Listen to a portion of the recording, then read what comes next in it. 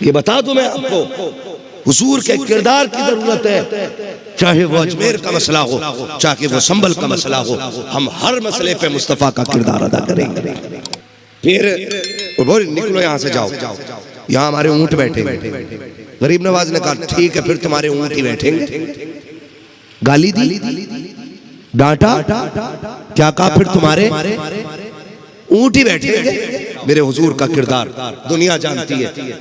अव्वलन तो ऐसा होता था कि 7-7 दिन मेरे नबी के घर चूल्हा नहीं जलता था। ये एक तारीख है, तारीख बता रहा हूं। और दुनिया इसी बात से हैरत में कि अमेरिका दौलत होते हुए अपनी तालीम कहीं नहीं पहुंचा पा रहा है, और इस्लाम इतने गुर्बत के माहौल में मक्के में आकर के दुनिया में कैसे फैल गया।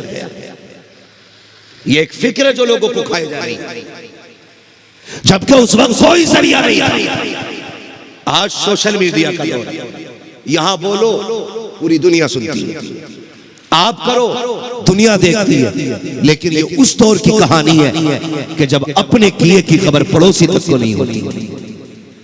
ये दीन फैला कैसे, इस पे गौर करने की जरूरत है। पहली बात तो मेरे नबी के घर 7-7 दिन चूल्हा नहीं जलता था, और कभी इत्तेफाक से गोश्त आ जाता तो महबूब अलैहिस्सलाम हुक्म देते अपनी अज़वाज को कि शोरबा बढ़ा दीजिएगा। 25 साल हज़रत खदीजतुल कुबरा के साथ गुजारे, शोरबा इतना बढ़वा देते हुजूर, घर वालों से ज्यादा। फिर हुजूर कहते इन्हें अलग अलग प्यालों में निकालो। फिर हुजूर अबू बकर के दरवाजे नहीं, उमर के दरवाजे नहीं, उस्मान के दरवाजे नहीं, हैदर कर्रार के दरवाजे नहीं, उनके दरवाजों पे जाते थे जो मेरे नबी को गालियां देते थे, और फिर हुजूर जाके दरवाजा बजाते थे। किसके दरवाजे? दुश्मन का दरवाजा। माफ कीजिएगा, आज तो हमारे बच्चे अपने चचा के बच्चों को कहते हैं तेरे अब्बा की औकात है जो मेरे अब्बा की है। बच्चे क्यों बोल रहे हैं? क्योंकि ये नजरिया उनको बाप दे रहा है, ये नजरिया बाप देता है उनको। ये वो सिखाता है। अगर किसी घर का बच्चा आपके बच्चे को गुर्बत का ताना देता है तो समझ लेना इसके बाप के अंदर घमंड है, इसके बाप ने तरबियत अच्छी नहीं की। और वही हमारा बच्चा हमसे आके कहता अब्बा आज मैंने उससे ऐसे कहा है, उससे ऐसे कहा है, तो हम खुश होते हैं और कहते हैं ऐसा ना कहते हैं, बात खत्म हो ना। उसी वक्त अपने बच्चे का हाथ पकड़ और उस गरीब के बच्चे के पास लेके जा जिसको ताना दिया है, और क्या इससे माफी मांग, इससे माफी मांग। दौलत कितनी भी मेरे पास है, लेकिन जो रिश्ता मेरा हुजूर से है वही रिश्ता इसका भी हुजूर से है। ये रवैया अपने बच्चों को आप सिखाइए। लेकिन जब हम अपने बच्चों के सामने ऊंच नीच की बातें करेंगे तो हमारे माशरे में बराबरी नहीं आएगी।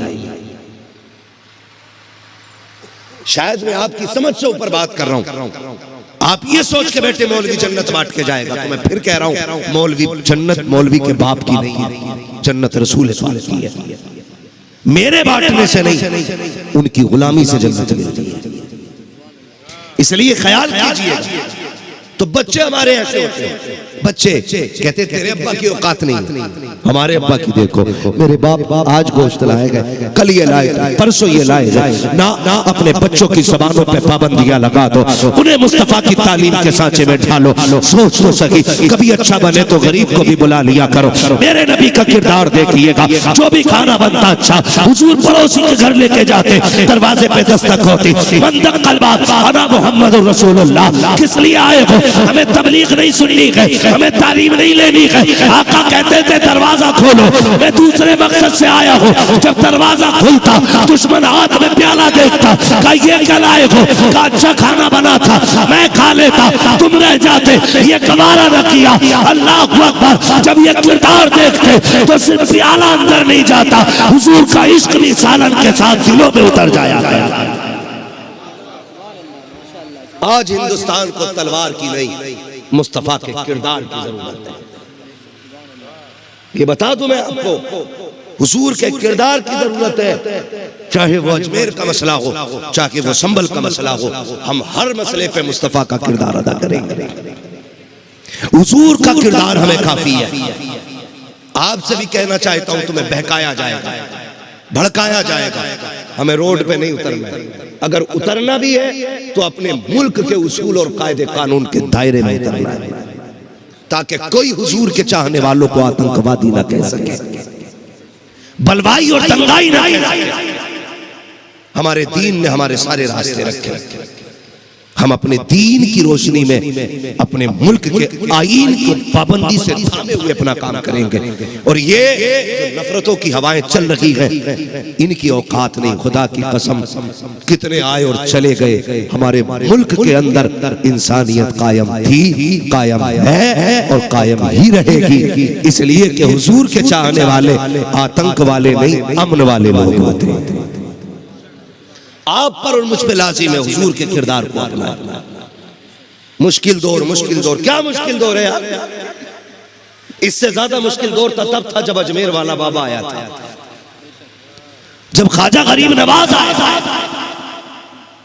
कोई था उनका पहचानने वाला?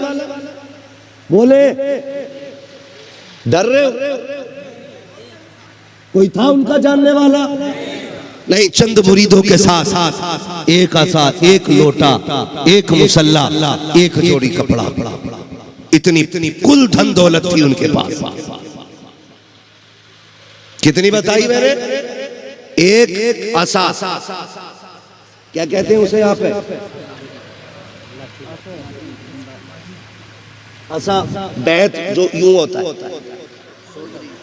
सोटा कहते हैं, कुछ कुबड़ी कहते हैं, कुछ सोटा कहते हैं, कुछ असा कहते हैं, बैत कहते हैं, जो भी समझ लो। एक लाठी, इतनी समझे? एक मुसल्ला, एक लोटा और एक जोड़ी सर से लेके पैर तक कपड़े। उसमें अमामा भी आ गया, उसमें पूरी ड्रेस आ गई। इतना लेकर के आए और चंद फकीर साथ में। हम ना कभी हालात से डरे थे, न डरे हैं, न डरे। इसलिए कि कल भी हमारा अल्लाह हमारे साथ था, आज भी हमारा अल्लाह हमारे साथ है और हमेशा हमारा रब हमारे साथ रहेगा। हम कोई लावारिस नहीं जो डरे, हम अपने रब के फैसलों पर राजी हैं। खाली आयत मेरे वाले, मुखालफतें हुई कि नहीं? बोलो कसम से, इतने कमजोर लोग पहली बार देखे। बोल तो सकते हो ना अल्लाह के बंदो यार, मुखालफतें हुई कि नहीं? लोगों ने दुश्मनी की, हर चंद कोशिश की। पहले वही किया जो अहले बैत के साथ किया जाता रहा, यानी कि पानी बंद किया। अजमेर वाले ने प्याला दिखा के उनकी औकात दिखा दी। एक कासा दिया और कहा, सुनो, करबला देखी, अजमेर नहीं देखा। वो मकाम इम्तिहान था, ये मकाम शान है। इम्तिहान की बात थी, वरना समझम तो असगर की ठोकरों से निकल आता। मगर सर कटाना था, कटा दिया। लेकिन यहां सर लेने मत आना, यहां बात शान की है। प्याला दिया, हुजूर बैठे सारे, तो क्या हुआ? अकेला हूं का भेज तो मैं रहा हूं ना, करना क्या है, मैं कैसे जाऊंगा? कहा जा मत, दूर से ही दिखा दी और कहना अजमेर वाला बुला रहा है। प्याला दिखाया, ओए तालाब, गरीब नवाज ने बुलाया है। उछला नहीं, बरसा नहीं, एक धार में पूरा प्याले में आ गया, जाके रख दिया। जिन्होंने पानी बंद किया था उनका पानी बंद। ऐसे ही तो करते हैं हम, हुक्का पानी बंद। समझाना चाह रहा हूं मैं आपको, समझने की कोशिश करें। हमारा दीन, वक्त ज्यादा तो नहीं हुआ अभी मेरा ना? अदनान भाई, आपके पास बहुत वक्त है, मगर मुझे भी 500 किलोमीटर जाना है ना? जरा बोले सुभान अल्लाह। जिन्होंने पानी बंद किया उनका हुक्का पानी बंद। अच्छा भाई, हम नहीं रोकेंगे, पानी तो दे दो। फरमाने लगे, भाई जाओ लोट आओ। एक प्याले का पूरा फिर सारा तालाब भर गया। एक ना वहाबी कहने लगा, इतनी उम्मत और हुजूर का दामन इतना छोटा, क़यामत में कैसे आएंगे सब दामन दामन की बात करते हो। मैंने कहा मदीना बहुत बड़ा है, अजमेर चले, अगर उनके प्याले में तालाब आ सकता है तो नबी के दामन में उम्मत क्यों नहीं आ सकती है। तो पानी वापस कर दिया, फिर कहानी क्या बनी, फिर बोल निकलो यहां से, जाओ यहाँ हमारे ऊंट बैठे। गरीब नवाज ने कहा ठीक है फिर तुम्हारे ऊंट ही बैठेंगे। गाली दी, डांटा, क्या कहा, फिर तुम्हारे ऊंट ही बैठेंगे। ये कह के चले गए, फिर वो ऐसे बैठे कि उठे ही नहीं, फिर उठे ही नहीं। बहुत हुल्ली आया मारा काफी, कह रहे उठ नहीं रहे। किसी ने कहा जा जिस बाबा को नाराज किया मना लो वरना ये कयामत तक नहीं उठेंगे। फिर जब उन्होंने कहा तो उठ गए, यही हुआ ना। फिर कहानी बदली, हालात बता रहा हूं। कोई फौज नहीं, कोई तलवार नहीं, बस एक लाठी थी, वो भी सहारा था अपना। आखिर में नतीजा क्या हुआ, बोले मर्डर कर दो। यही तो गेम है, जो ना माने मार दो, यही है, यही उनके साथ हुआ। कौन मारेगा, का किसी किलर को बुलाओ। किलर समझते हैं, जो पैसे लेकर के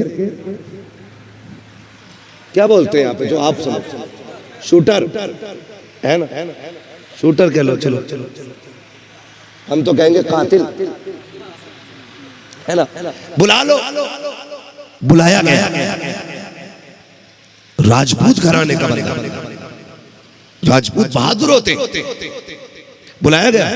बादशाह ने कहा सौदा करे, कहा क्या, कहा एक सर काटना है। उसने पूछा क्या मिलेगा, कहा आधी सल्तनत। उसने कहा एक सर की इतनी बड़ी कीमत। उसने कहा सर ही बहुत बड़ा है। उसने कहा बता कौन है। ये अंदर बातें हो रही थी, अंदर महल के अंदर, कौन है। उसने कहा कोई बादशाह का बेटा नहीं है, शहजादा नहीं है, राजा महाराजा नहीं है। कहा फिर, कहा एक फकीर है। उसने खंजर रख दिया, बोले फकीर के लिए मुझे बुलाया, इतने छोटे काम के लिए। कहा सुन आधी सल्तनत दे रहा हूं, काम बड़ा है, मिलेगा किधर। कहा जंगल में जा कहीं ना कहीं मिल जाएगा। और सुने जब वो तलाश करने निकला ना तो अजमेर वाला एक पेड़ के नीचे बैठ के हुजूर की हदीसें पढ़ा रहा था। हुजूर की हदीसें। पता चला पीर जाहिल नहीं होते, पीर वो होते हैं जो कुरान वाले भी होते हैं, हदीस वाले भी। ये तो ढोंगी लोग आ गए जो कहते नहीं दीन से हमारा कोई मसला नहीं है, हम तो फकीर हैं, गोबर खा के उड़ते। यही तो मतलब है, पेशाब पीते, फकीर है तो शरीयत से मतलब नहीं, तो करना ये पीस है। नमाज की बारी आए तो फकीर, और खाने की बारी आए तो पीर। डट जाएगा आंखें बंद करके, कह रहा देसी के अलावा कुछ अच्छा ही नहीं लगता। कंडीशन है ये। अभी कुछ दिन पहले वीडियो वायरल हुई, एक मजार के मुजाबिर साहब से इंटरव्यू लिया, उनसे उसने पूछा बताइए किसकी उम्मत में हो। पहले उन्होंने कुछ देर देखा, बोला भाई साहब मुझे 4 महीने हुए आए हुए, नया हूं, अभी मुझे पता नहीं है मोहल्ले के बारे में, यही पता नहीं उम्मत किसे कहते हैं। सही बता रहा हूं। और ऐसे लोगों पे विलायत सौंप रखी है हमने। कोई नीला बाबा, पीला बाबा, गीला बाबा, हरा बाबा, जुब्बा बाबा, छप्पा बाबा, अंगूठी बाबा, झाड़ू बाबा, झुमका बाबा। आग लगे बाबा गिरी में। जानते हो ये पीरा मुरीदी तब तक सही है जब तक मकसद सिर्फ अल्लाह और उसके रसूल की जात हो। लेकिन जब मतलब अपना आ जाए और जात अपनी आ जाए तो फिर पीरा मुरीदी नहीं, पैरा मरीजी चालू हो जाए। जब अल्लाह रसूल की याद और उसका जिक्र मकसूद होता है ना, तो फिर निजामुद्दीन पीर होता है।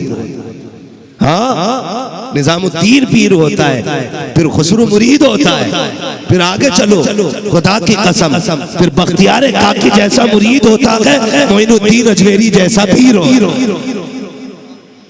तो जब तक ये होते फिर ऐसे होते, वरना फिर हम जैसे होते। तो कंडीशन बहुत खराब है। बाहर के फितने अलग, अंदर के अलग। पीर उसे बनाओ जो दीन वाला, नमाजी भी पक्का होना चाहिए। अगर सोरिया और कह रहा मदीने में पढ़ के आया हूं ना, तो कूट लो, कहिए जैसा तेरा मदीना वैसी तेरी जन्नत होगी, निकल यहां। हाँ जी, तेरा ख्याली मदीना और ख्याली जन्नत। कमरे में लेटे लेटे पूरा उम्रा करिए, कंडीशन है ये। निकले अभी नहीं तो अजमेर वाला पढ़ा रहा है बैठ, भीड़ लगी है दीवानों की, ये भी जाके बैठे। बेटा हुजूर का है, हल्के में मत लेना, हुजूर का बेटा है। महफिल खत्म हुई, जो लोग पढ़ने आए थे उनकी इल्मी प्यास बुझी, जो लोग जरूरत से आए थे अजमेर वाले ने सबको लुटाया, जिसने अपनी जरूरत रखी बताया। दो चार लोग रह गए, फरमाया आप भी अपना मकसद पूरा कर लो। उनमें जो दो चार बचे थे उन्होंने भी ले लिया। फिर आखिर में जब ये बचा ना, आपने मुंह फेरा, कहने लगे यार तू क्यों खाली जाएगा, तू भी अपना काम कर ले। उसने कहा जनाब बाबा मेरा कौन सा काम? कहा तू सर लेने नहीं आया है? कहा नहीं जी, मैं तो खाली महफिल देख के आ गया था। कहते झूठ ना बोल, अगर खाली आया है तो ये कमर में खंजर छुपा के क्यों लाया है? उसने कहा राजपूत है, हम खंजर लगाना हमारी शान है। फिर अजमेर वाले ने मुस्कुरा के कहा था अगर खंजर कमर में लगाना तुम्हारी शान है तो बता, वो जो महल से राजा में सौदा हो रहा था, महल के अंदर जो बादशाह ने तुझसे तन्हाई में सौदा किया था, क्या वो भी राजपूतों की शान है? आदि बादशाह का सौदा नहीं किया था क्या?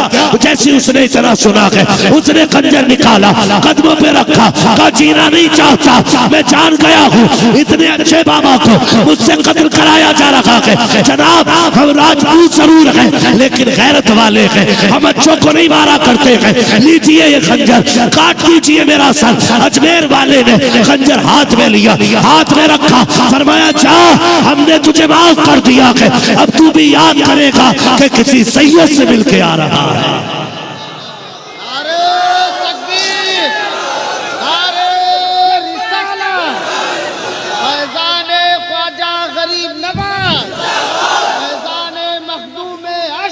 जिंदाबाद। हाँ कजा माफ किया, जैसे इतना कहा ना फिर उसने खंजर फेंक दिया और कहने लगा सुन अब कलमा पढ़ा के अपना बना ले। मैं समझ गया अगर तेरा किरदार इतना प्यारा है तो फिर मदीने वाले का किरदार कितना प्यारा है। आज मुल्क को तलवार की मुस्तफा के किरदार की जरूरत है। हम हुजूर का किरदार जमाने पे आम करेंगे। कितने मारोगे मारो, कितने काटोगे काटो। इस्लाम वो मजहब है न मिटा था न मिटा है न मिटे। हाँ, इसलिए आपसे मेरी इतनी गुजारिश है कोई हुड़दंग अपनी जिंदगी में नहीं करना है बल्कि हुजूर का किरदार पेश करना है, किरदार पेश करना है। हमारा इस्लाम जात देख के रोटी नहीं खिलाता, भूख देख के रोटी खिलाता है, भूख देख के रोटी खिलाता है। हाँ, कई बुजुर्ग ऐसे गुजरे कि जिनकी दरगाहों पे ना, जिनके दरगाहों पे गोश्त ही नहीं बनता, खिचड़ी बनती, जो भी बनता वेज बनता, जबकि लंगर भी बड़ा है, मुरीद भी बड़े। पूछा गया हुजूर क्यों ऐसा आप क्यों करते? कहने लगे कि यहाँ पे सब तरह के लोग आते हैं, हिंदू मुस्लिम सिख सारे ही आते हैं और हमें अच्छा नहीं लगेगा कि हमारे दरवाजे से कोई भूखा चला जाए। हमारा इस्लाम हमें यह अखलाक देता है, ये किरदार देता है। नामूस रिसालत का मतलब यही है, सर काटना ही नामूस नहीं है, उनके नाम पे सर कटा देना भी नामूस का हिस्सा है, हुजूर की नामूस का हिस्सा है, हुजूर की इज्जत का हिस्सा है। ऐसे बन जाओ नौजवानों, लोग हमें देख के कहें अगर उम्मती इतना प्यारा है तो मदीने वाला नबी कितना प्यारा होगा। हाँ, इनका अखलाक इतना अच्छा है तो इनके पैगंबर का अखलाक कितना अच्छा होगा। उम्मीद है इंशाल्लाह करेंगे, ऐसा करेंगे इंशाल्लाह, वादा करेंगे इंशाल्लाह, है ना? शादियां शरीयत के मुताबिक करेंगे। कितने लोग डीजे बजाएंगे?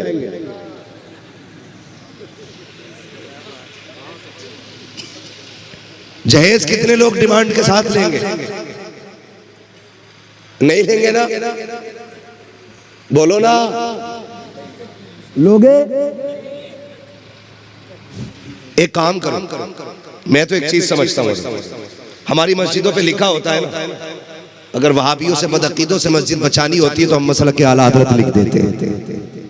लिखते हैं कि नहीं? मैं तो एक मुसलमान सुन्नी के घर से गुजरा ना, हजरत बड़ा अच्छा लगा, उसके गेट पे लिख रहा था इस घर के अंदर बदअकीदे का दाखिल होना मना है। उसके दरवाजे पे लिख रहा। आप ये ना सोचें कि अभी तो मौलवी कह रहा था प्यार बांटो, भाईचारगी बांटो, अब कह रहा है ये अलग कर रहा है। तो याद रखो, हमारा सबसे समझौता हो सकता है, हुजूर के गुस्ताख से समझौता नहीं होगा। ये भी सुन लीजिए, हुजूर के गुस्ताख से समझौता, हुजूर के गुस्ताख से समझौता, हुजूर के गुस्ताख से समझौता नहीं होगा। इसलिए कि बंदा हिंदू होना अलग चीज है, गुस्ताख होना अलग चीज। एक कह रहा था मुल्ला, कह रहा आप हिंदुओं को तो बुरा नहीं कहते इतना जितना हमें कहते हो। मैंने कहा हिंदू हिंदू है, नबी का गुस्ताख नहीं होता है। तू टोपी लगा के नबी को कहता मर के मिट्टी में मिल गए, माज़अल्लाह। तो बात सुने हमारी, जो फिर कह रहे हैं हम आपसे, हम सबसे समझौता कर सकते हैं, लेकिन हुजूर के गुस्ताख से समझौता, हुजूर के गुस्ताख से समझौता क्यों? क्योंकि आला हज़रत फरमाते हैं वो जो न थे तो कुछ ना था, वो जो न हो तो कुछ ना हो, जान है वो जहान की, जान है तो जहान, जान है तो जहान है, इनसे हमारा कोई समझौता नहीं। तो मैं एक बात कहता हूं, जैसे हमारी मस्जिदों पे लिखा होता है ना मसलक के आला हज़रत, या इसमें कोई बदअकीदा ना है, ठीक है ना, या गौसल मदद, हम ये चीजें लगा देते ताकि हमारी पहचान बनी रहे, इसमें कोई भूले से भी बदअकीदा ना आ जाए।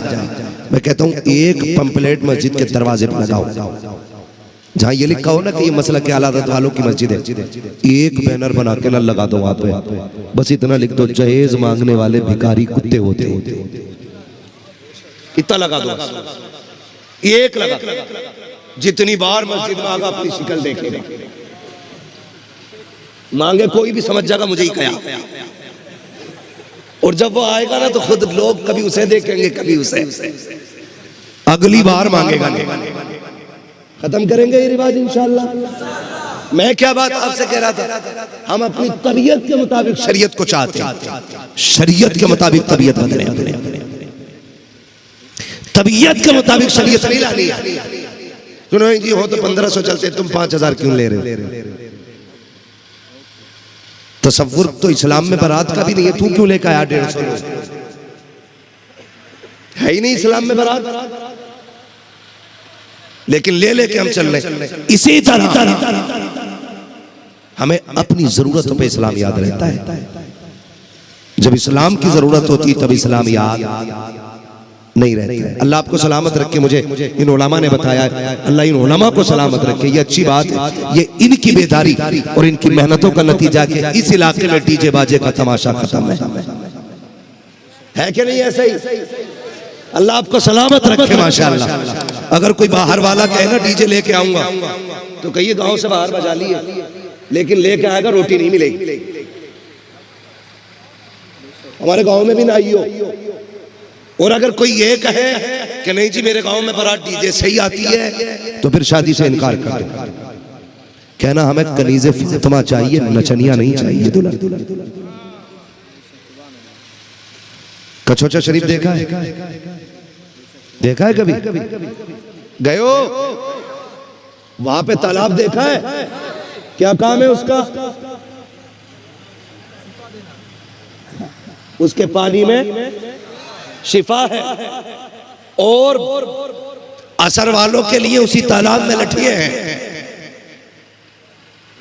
बड़े अच्छे अच्छों के भूत, अच्छे अच्छों के भूत उतर जाते हैं। जो लोग तबीयत के मरीज होते हैं, जो लोग तबीयत के मरीज होते वो कछोचा जाते हैं, जो अकीदे के मरीज होते बरेली जाते हैं। यहाँ का एक घूंट पानी तबीयतें सवार देता है, वहां का एक सलाई सुरमा अकीदे निखार देता है। ये याद रखिए। लेकिन सब मानते हैं, सब जानते हैं उस पानी में शिफा है, लेकिन फिर भी कह रहा मौलाना बीवी को कई एक जगह ले गया, उवैस मियाँ को भी दिखा लिया, बादशाह मियाँ को भी दिखा लिया, सुहैल मियाँ को भी दिखा लिया, कलियर में भी देख पका ली, अजमेर में भी चादर चढ़ा ली, देवा शरीफ भी चला गया हूँ, अभी कबाब खाई आया, वहाँ भी जलेबी खा ली।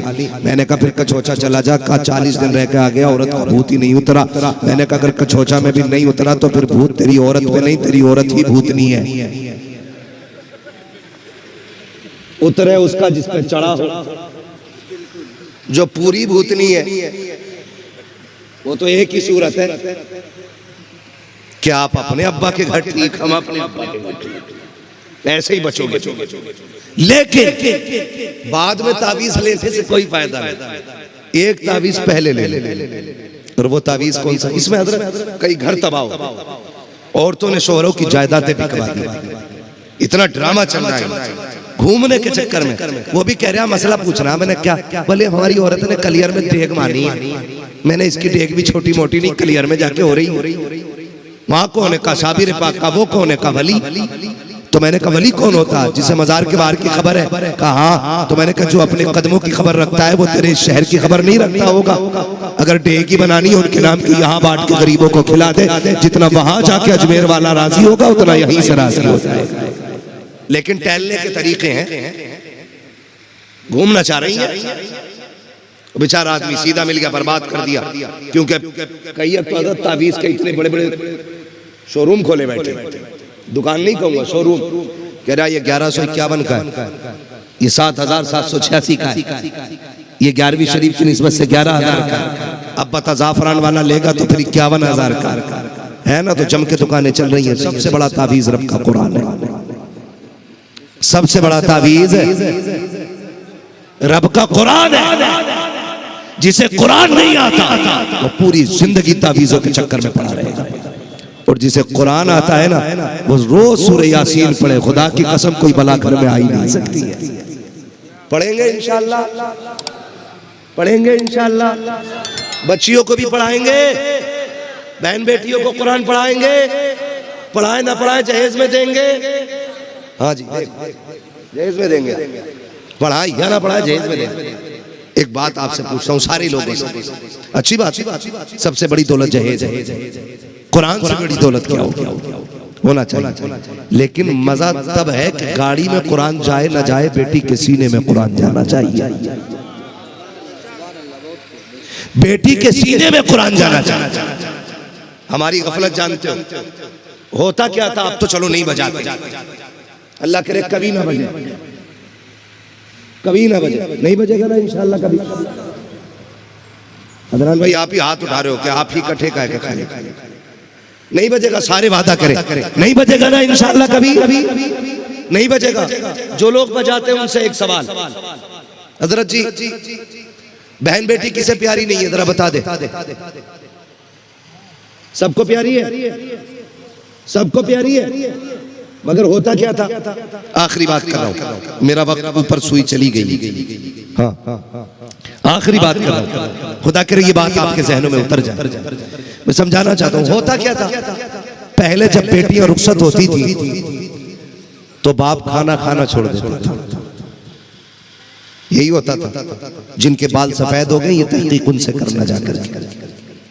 भाई रोते थे छुप छुप के बहन जाने वाली, लेकिन आज बहन कल रुखसत होने वाली है, भाई पूरी रात पौवा मार के डांस कर रहा है। ऐसा लग रहा बहन नहीं बला रुखसत कर रहा घर से।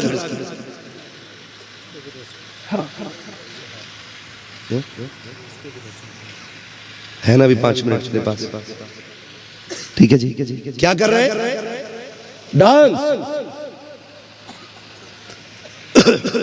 संभल के सुनिएगा, अल्लाह करे बात आपके ज़हन में उतर जाए। जैसे ही शादी की रात करीब आती, तख्त लगाया जाता, तख्त, डब्बे रखे जाते, कहते मौलाना हमने कोई बाहर से बहुत नाचने वाली थोड़ी आई थी। घर का बड़ा बूढ़ा कह रहा अरे कहीं बाला की कूद लिए थे। ये कह रहे अब्बा, कह रहा तुम तो बिला वजह खपा हो रहे हो, नाचने वाली थोड़ी आई थी, बाला की थे घर के। मैंने कहा तुझे गैरत क्यों नहीं आती? कम से कम बाहर वाली नाचने वाली आती है, वो तो पेशावर कहलाया करती है, वो तो कम से कम बेगैरत कही जाती है, उनकी तो हया जा चुकी है। तू कहता बच्चे कूदे थे, खुदा की कसम बच्चे नहीं कूदे हैं। ये जो तख्त पे बच्ची कूदी है या तो तेरी बेटी है या मेरी बेटी है, सिर्फ बच्ची नहीं आई है इस तख्त पे नाचने के लिए। तेरे घर की इज्जत आ गई है, तेरे बेटे ने डांस नहीं किया है बल्कि तेरे घर की इज्जत नाच गई है। खुदा की कसम खा के कहता हूँ कभी गैरत का चश्मा लगा के तो देख। तू कहता है बच्चे कूदे थे, ये बच्चे नहीं है, ये तेरे आने वाली नस्ल का फ्यूचर है, ये इस्लाम का मुस्तकबिल है, ये आने वाली नस्लों के बड़े हैं। अगर ये नाच करके बहू लाएंगे तो तेरी आने वाली औलाद नंगी होकर के बहुओं को लाएगी, और जो कौमें नाच करके बहुएं लाती है उनकी गोदों में सलाहुद्दीन नहीं आता, डांसर आया करते हैं। अगर सलाहुद्दीन चाहते हो कनीज़े फातिमा लाओ, अल्लाह तुम्हारी गोद में सलाहुद्दीन अय्यूबी पैदा बना। ये जरूरी। अब सुने, पहले बाप रोते थे लेकिन अब बहन की शादी है, भैया नाच रहा है। बेगैरती देखो हद, कमीनेपन की भी हद होती है, कुत्तों को भी रिश्तों की हया होती है, इसे रिश्ते की भी हया नहीं। हाँ हम इतने का गुजरे। बहन रुखसत होने वाली, बुजुर्गों ने कहा बहनों से कभी लड़ना नहीं, गलती हो जाए तो उन्हें मारना नहीं। याद रखिएगा ये मेहमान है, किसी घर से 18 साल में चली जाएंगी, किसी से 22 में चली जाएंगी, और ये वो परिंदे हैं जिस दिन ये शजर से उड़ जाएंगे ना, फिर शायद ये जिंदगी में कभी अपना हक लेने नहीं आएंगे। ये बड़े बूढ़ों ने कहा, ये बड़े बूढ़ों ने कहा है बहन बेटियां सभी की प्यारी होती है, लेकिन हमने उनकी रुखसती पे डीजे बजाया, बाजे बजाए। खुदा की कसम सुबह जहेज लगा, सबसे ऊंची जगह पे कुरान रखा गया, कुछ सारे जहेज की लिस्ट बन गई, सबसे ऊपर कुरान का नाम था। मुझे बता तो सही आज जब लिस्ट बनती है, कहता नहीं जी सबसे ऊपर कुरान का नाम लिखो। हमने कुरान रखा है जहेज के अंदर। जब बेटियां रुखसत होती है तो बेटी गाड़ी में बाद में जाती है, पहले कुरान लाया जाता है, का बेटी को कुरान के साए में रुखसत करना है। मैं पूछना चाहता हूँ आज जब जहेज लग रहा है तब तुम्हें कुरान याद आया है? कल 3 दिन से डीजे बजता रहा, तब कुरान कहाँ था? तेरे घर के अंदर नाच गाने होते रहे, तब कुरान कहाँ था? तेरे घर के अंदर हल्दी के नाम पे बदतमीजी होती रही, तब कुरान कहाँ था? बेगैरती के नाम पे फोटो डाले गए, तब कुरान कहाँ था? जब जहेज के नाम पे बेटी को जहेज दिया जा रहा है तब कुरान याद आ रहा है। जब बेटी ससुराल जा रही है तब कुरान दे रखे हो। जब दुनिया की बच्चियां कुरान पढ़ती थी तुम गरीबों की तालीम कहते रखे, लाइल्मों की तालीम कहते रखे, बेटियों को IAS बनाना तुमने अफजल समझा, कुरान पढ़ाना मुनासिब नहीं समझा। मैं कहता हूँ मत दे अब कुरान, अभी इसकी जरूरत रखी है। मजा तो तब था ये कुरान सर पे बात में आता, बेटी के सीने में कुरान पहले उतार दिया। ये जरूरी। लेकिन जिनके सीनों में कुरान नहीं वो ससुराल के लिए नहुसत बन जाती हैं जाकर के।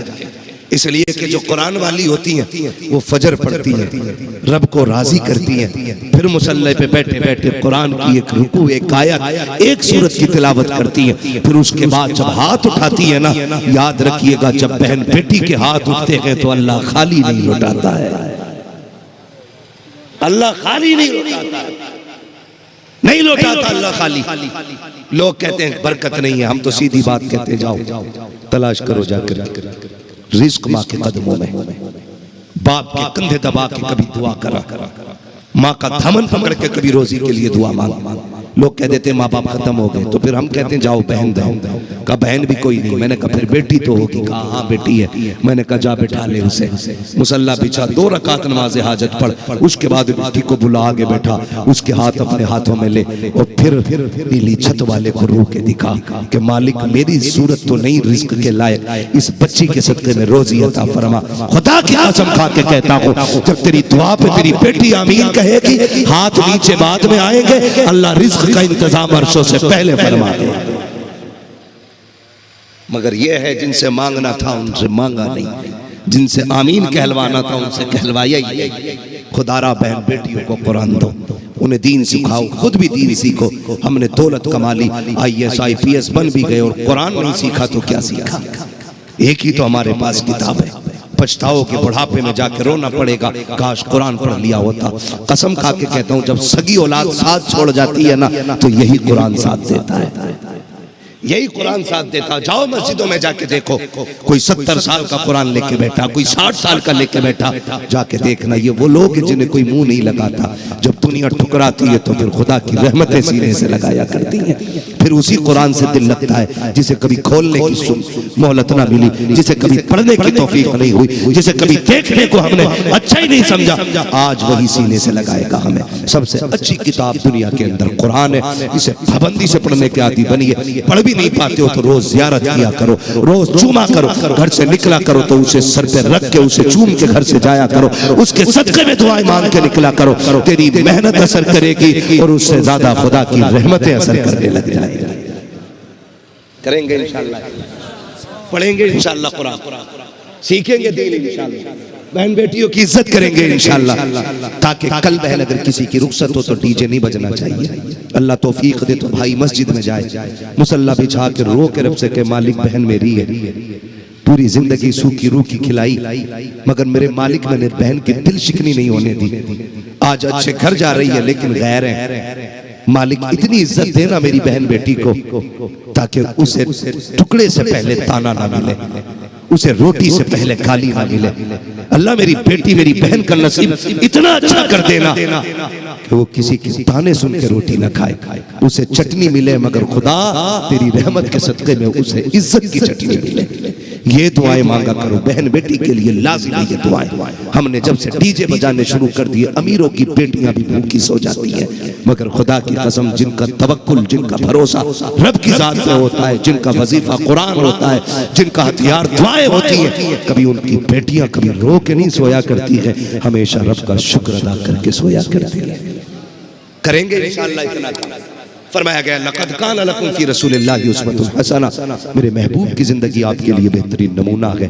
मैं फिर कहूँगा, नामूस रिसालत का एक मतलब सिर्फ सर कटाना ही, सर काटना ही नहीं, सर कटाना भी एक तरीका है, तहफ़्फ़ुज़ का रास्ता है। हम जिंदगी ऐसी कर लें, हमारे देख करके कोई हमारे नबी को कुछ ना कहे, हम आदत बेहतर कर लें, हम सच्चे हो जाएं, पक्के हो जाएं। डॉक्टर इकबाल का वो शेर कि मोहम्मद से वफा तूने तो हम तेरे हैं, ये जहाँ चीज है क्या लोहो कलम तेरे हैं। जो जिम्मेदारान है मस्जिद के, उनसे गुजारिश है खुदारा आपकी जिंदगी में अगर मस्जिद की ड्यूटी लग गई है ना तो अल्लाह तौफीक दे, तो आपका पामल होना ज्यादा जरूरी है, आपका पामल होना ज्यादा जरूरी है। इसलिए कि ये ड्यूटी अल्लाह मुकद्दर उसे लगाता है। कोई इमाम है, कोई खजानची है, कोई सदर है, इनका ज्यादा जिम्मेदार होना जरूरी है। अल्लाह ने अगर मस्जिदों की जिम्मेदारी सौंपी है तो इतने अच्छे हो जाओ कि लोग तुम्हारी सूरत देख के समझ जाएं कि मस्जिद की जिम्मेदारी जिसे मिल गई वो इतना अच्छा है, तो मुसल्ले पे जो खड़ा होगा वो कितना अच्छा होगा, है ना। तो इंशाअल्लाह उम्मीद करता हूँ सारे लोग अल्लाह रसूल को राजी करेंगे, अपनी जिंदगी का टारगेट सिर्फ अल्लाह की रजा रखेंगे, कोशिश ये करेंगे अल्लाह मौत दे उससे पहले हमारी दुआ है हमें कलमे की तौफीक दे। कामयाब वो नहीं जो अपने पीछे बिल्डिंगें छोड़ गया, कामयाब वो नहीं जो अपने पीछे इमारतें छोड़ गया, कामयाब वो है जो अपने पीछे कुरान वाले छोड़ गया है। अपने पीछे कुरान पढ़ने वाले छोड़ जाइए, इसलिए कि दौलत वाले दौलत में ऐश करेंगे, कुरान वाले तिलावत कर करके तेरी कब्र को जन्नत की क्यारी बना डालेंगे। करेंगे इंशाअल्लाह।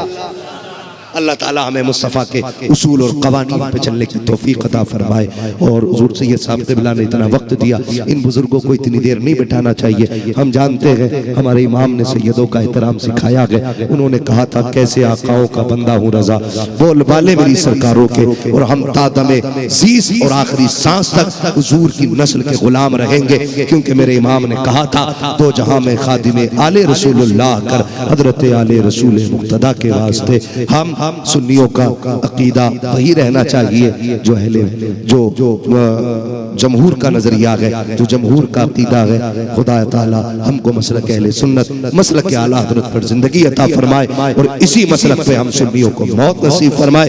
बस जो हुए अगलात उनको माफ फरमाए रब्बे कायनात। जिंदगी ने दिया साथ, फिर होगी मुलाकात। चमन रहा फूल खिलेंगे, जिंदगी रही फिर मिलेंगे। मुसाफिर हम भी, मुसाफिर हो तुम भी, किसी मोड़ पर फिर मुलाकात होगी। फकीरान आए सदा कर चले, सदा खुश रहो, ये दुआ कर चले। सारे लोग कलमा शरीफ पढ़ लीजिए, ला इलाहा।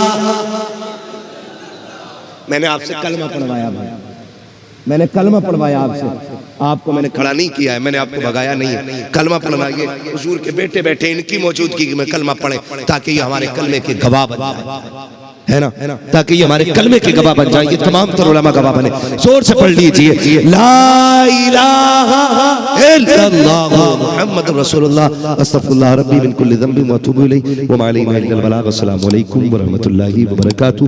आगे का प्रोग्राम अरकान कमेटी की मशवरे से।